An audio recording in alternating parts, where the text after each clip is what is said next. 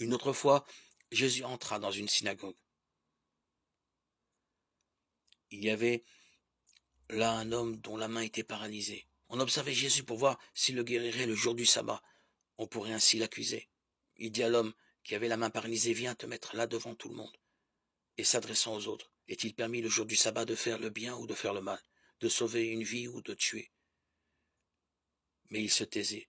Alors, promenant sur eux un regard de colère navré de l'endurcissement de leur cœur, il dit à l'homme, étends la main. Il étendit et sa main redevenue normale.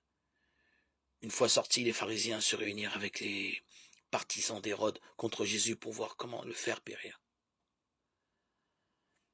Jésus se retira avec ses disciples au bord du lac et beaucoup de gens venus de la Galilée le suivirent. Et aussi beaucoup de gens de Judée, de Jérusalem, d'Idumée, de Transjordanie et de la région de Tyr et de Sidon avaient appris tout ce qu'il faisait, et ils vinrent à lui. Il dit à ses disciples de tenir une barque à sa disposition pour qu'il ne soit pas écrasé par la foule, car il avait fait beaucoup de guérisons, si bien que tous ceux qui souffraient de quelque mal se précipitaient sur lui pour le toucher. Et lorsque les esprits mauvais le voyaient, ils se prosternaient devant lui et criaient, tu es le Fils de Dieu. Mais il leur défendait vivement de le faire connaître. Marc 3, 1, 12.